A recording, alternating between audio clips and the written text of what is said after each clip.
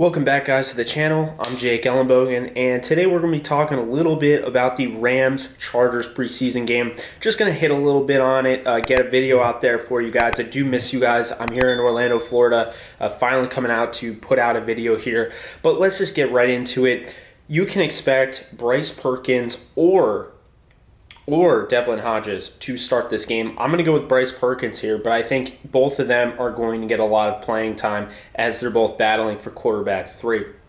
On top of that, you can also expect, looking at Xavier Jones and Jake Funk and Raymond Calais and Otis Anderson Jr., those guys to all command some work in the running back room. I would not expect under any circumstances Darrell Henderson to play, as Sean McVay has kind of come out and said there's only going to be, a few players that actually play that are trying to make a roster. 35 guys are expected, up to 35 guys are expected not to suit up. That leaves a huge opportunity for a guy like Tristan Jackson, who's been kind of on the outside looking in to most of us here. But Jordan Rodriguez has reported throughout camp he's having a very good camp. He's going to make it very difficult for a guy like Ben Skoranek to make the roster. Tutu Atwell is back from COVID.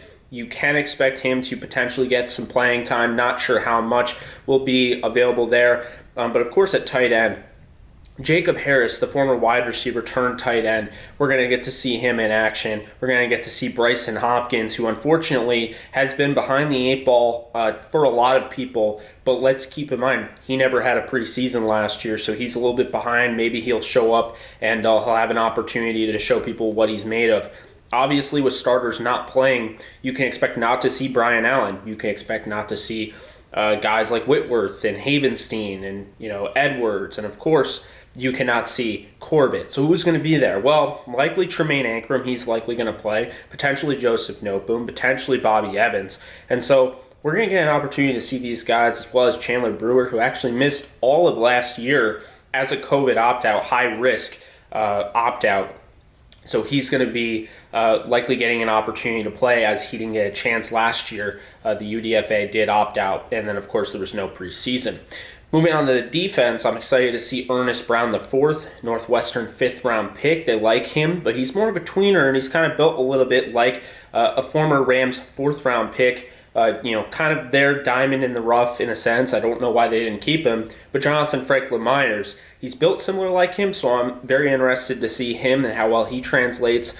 Other guys like Eric Banks, another UDFA out of UTSA that didn't get an opportunity to play in preseason last year. He will, of course, have that opportunity this year, as well as Jonah Williams, who really did a great job in that Cowboys-Rams joint practice, really stood out. You look at the linebackers, of course, Jake Gervas, a guy I mentioned a lot out of Iowa.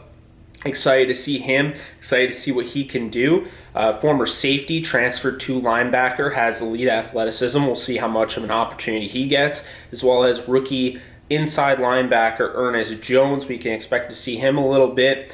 That is going to be a very interesting battle. I don't know who's going to play, but you can expect to see those guys, as well as Christian Roseboom, the UDFA out of South Dakota State, that actually almost made the roster last year. It was a really tough ad, and somehow they were able to get him on the practice squad. Moving on to the cornerbacks, though, you have Robert Rochelle, who's coming off of a wrist injury. He's likely going to, he might play, we don't know for sure, but I think he's likely to play as a rookie, getting him those reps.